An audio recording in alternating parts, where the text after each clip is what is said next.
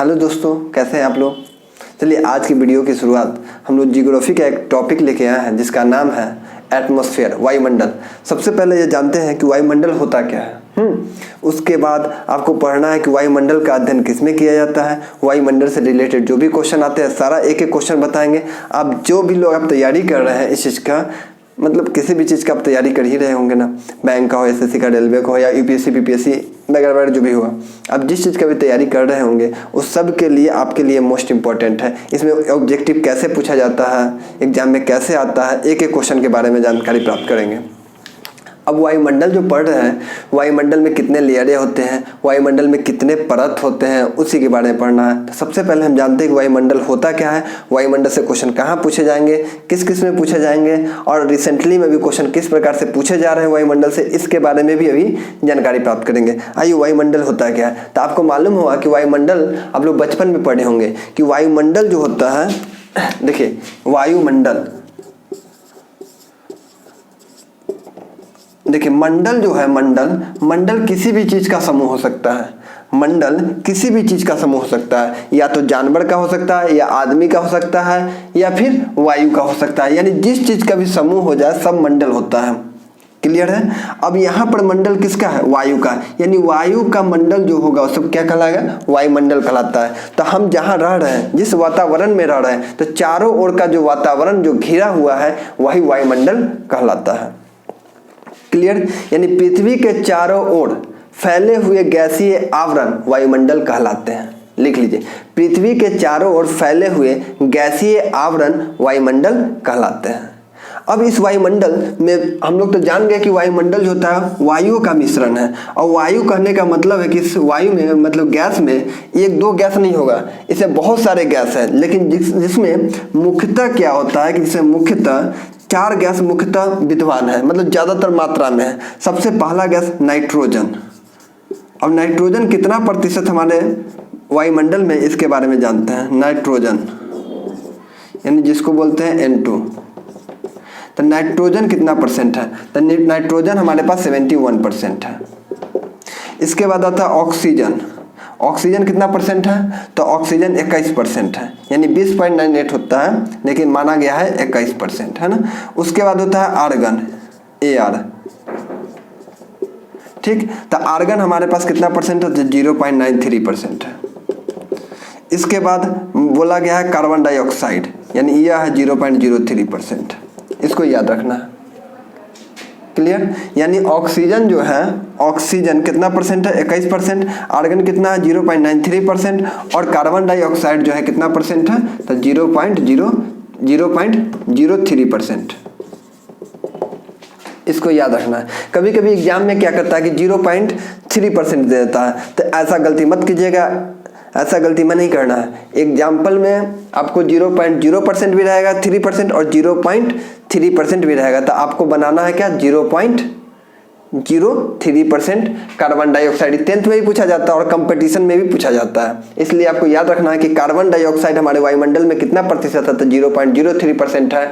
और नाइट्रोजन कितना परसेंट है, तो 71% है। ऑक्सीजन कितना परसेंट है, तो 21% है। और आर्गन कितना है, तो 0.93% है। अब जान लीजिए इसमें नाइट्रोजन जो इतना 71% है, इसका काम क्या है। नाइट्रोजन एक्चुअली में काम क्या करता है, यह जो है आग जिसमें लग जाता है, या आग लग जाता है, तो यह अगर यह नहीं होता तो आग बुझाने में कठिनाई होती है ना। यानी आग बुझाने का यह काम करता है। अगर यह न होता है नाइट्रोजन, तो आग पर नियंत्रण रखना कठिन था। और एक बात और याद रखना है कि यह जो नाइट्रोजन जो होता है, नाइट्रोजन यह पौधों में प्रोटीन का निर्माण करता है। क्लियर हो गया। यह पौधों में किसका निर्माण करता है, प्रोटीन का। और आग पर नियंत्रण भी कौन रखता है, तो नाइट्रोजन ही रखता है। और ऑक्सीजन के बिना तो कोई वस्तु जल ही नहीं सकता है। यानी किसी भी ईंधन को जलने के लिए किसकी आवश्यकता होती है, तो ऑक्सीजन की आवश्यकता होती है।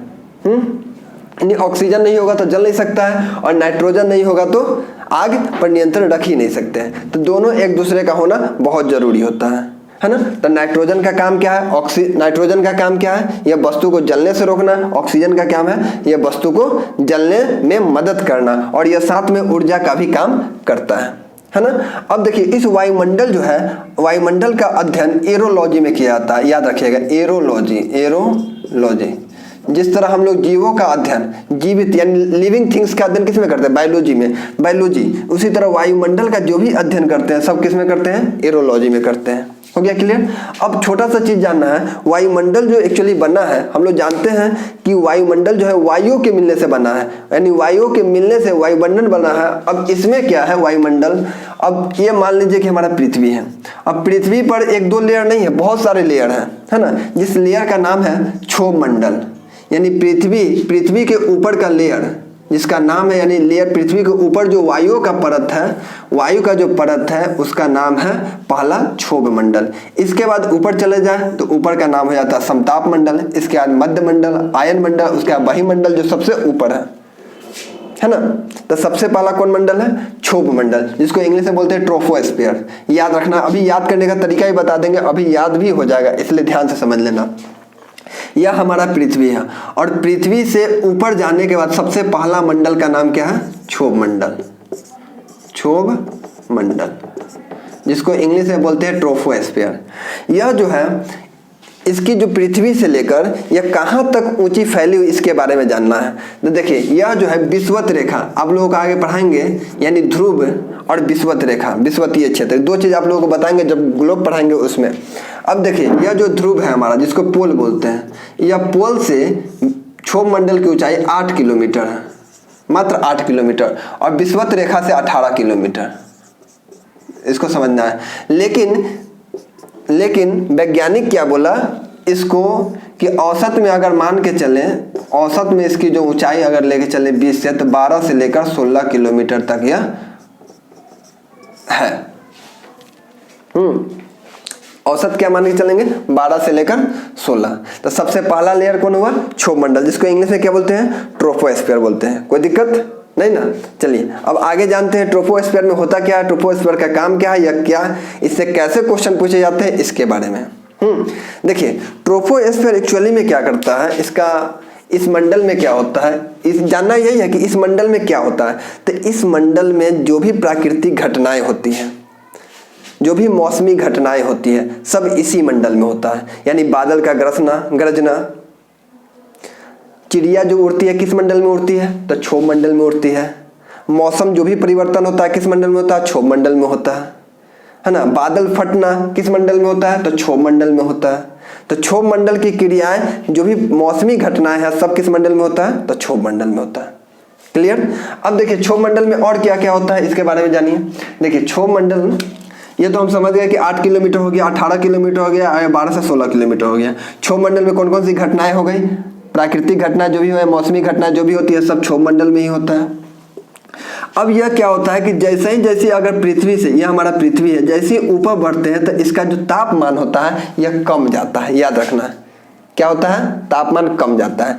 जैसे ही यह 165 मीटर ऊपर जाता है, 165 मीटर ऊपर जैसे ही जाता है तो 1 डिग्री सेल्सियस इसका ताप जो है कम जाता है। अगर देखें 1 किलोमीटर ऊपर जाता है तो इसका 6.5 किलोमीटर 6.5 डिग्री सेल्सियस कमता है। यह ध्यान रखना है।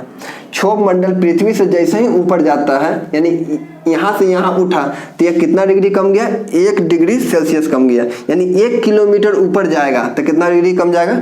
6.5 डिग्री सेल्सियस कम जाएगा। ऐसे ही हमको 18 किलोमीटर और 8 किलोमीटर जाना है, तो देख लीजिए कितना डिग्री ऊपर जाने के बाद सेल्सियस कम जाता है। समझ में आया?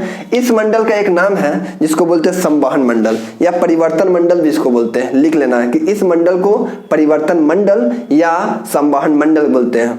परिवर्तन मंडल क्यों बोलते हैं? क्योंकि आपको मालूम है कि जितना भी परिवर्तन का घटना हो, जितना भी परिवर्तन होता है, यह सब क्षोभ मंडल में ही होता है। क्लियर? आगे अब देखिए, क्षोभ मंडल के बाद आता है हमारा कौन सा मंडल? समताप मंडल, जिसको बोलते हैं स्ट्रेटोस्फीयर। अब देखिए, स्ट्रेटोस्फीयर एक्चुअली में होता क्या है? चलिए पहले इसको लिखिए फिर बताते हैं।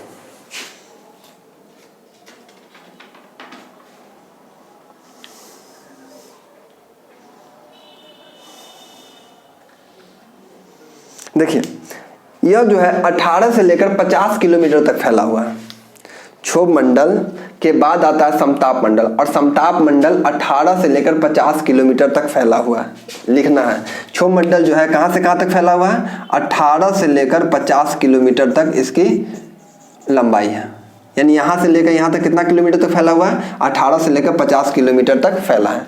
और इस मंडल को आदर्श मंडल माना जाता है। क्वेश्चन पूछा जाएगा कि बताइए किस मंडल को आदर्श मंडल माना जाता है, तो आपको मालूम होना चाहिए कि समताप मंडल को आदर्श मंडल माना जाता है। आदर्श मंडल क्यों माना जाता है, क्योंकि यहाँ वायुयान एकदम आसानी से उड़ता है, इसमें कोई इसको डिस्टर्ब करने वाला नहीं होता है। क्योंकि अभी बताया कि क्षोभ मंडल में क्या होता है, प्राकृतिक घटनाएं होती है, मौसमी घटनाएं होती है, लेकिन समताप मंडल में कोई भी मौसमी घटनाएं नहीं होती है। इसलिए जब भी एरोप्लेन उड़ता है तो एकदम आराम से निश्चिंत होकर उड़ता है, कहीं से कोई दिक्कत नहीं होता है इसको, है ना। इसका जो पायलट भी होता है आराम से जाके समताप मंडल में जाता है, यहाँ से क्षोभ मंडल को फाड़ते हुए समताप मंडल में जाकर एकदम निश्चिंत हो जाता है, कहीं से कोई प्रॉब्लम नहीं होता है ना। इसलिए इसको आदर्श मंडल माना गया है। लेकिन इस आदर्श मंडल तो ठीक है माना गया, लेकिन क्या होता है कि जैसे जैसे इस मंडल से जैसे ऊपर आगे बढ़ेगा तो इसका तापमान में वृद्धि होगा, तापमान बढ़ता है। इसको कौन सा मंडल बोला गया, तो आदर्श मंडल बोला गया। आदर्श मंडल क्यों बोला गया, क्योंकि इसमें वायुयान के लिए सबसे अच्छा मंडल माना गया। जो भी एरोप्लेन उड़ता है सब किस मंडल में उड़ता है, तो आयन मंडल समताप मंडल में उड़ता है। और क्षोभ मंडल में हेलीकॉप्टर छोटका छोटका जो होता है, और जो भी पक्षी उक्षी उड़ता है सब किस मंडल में उड़ता है, तो यह क्षोभ मंडल में। पक्षी हो या हेलीकॉप्टर हो, छोटा छोटा जो भी चीज उड़ता है सब उड़ता है हमारा क्षोभ मंडल में। और एरोप्लेन उड़ता है किस मंडल में, तो समताप मंडल में उड़ता है।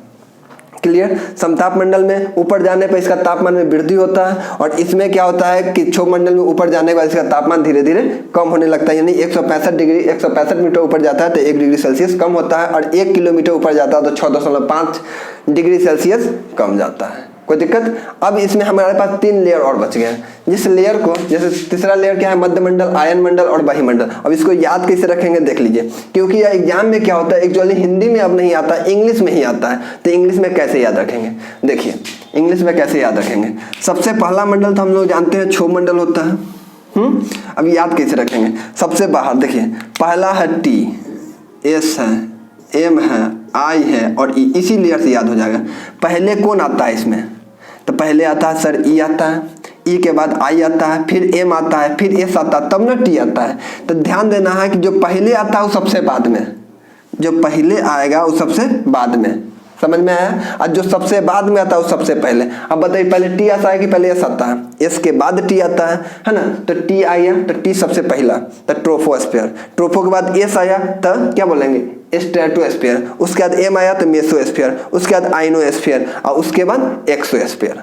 कोई दिक्कत, तो याद हो जाएगा आराम से। अब 3 मंडल होते हैं, मध्य मंडल, आयन मंडल और बहिमंडल। इससे भी क्वेश्चन क्या क्या पूछा जाता है इसके बारे में भी बताएंगे। ठीक है, आज के लिए इतना ही, मिलते हैं फिर नेक्स्ट वीडियो में। और इस 2 वीडियो, और आप लोग नए हैं तो हमारे चैनल को सब्सक्राइब करें, लाइक करें एंड शेयर जरूर करें। Thank you so much.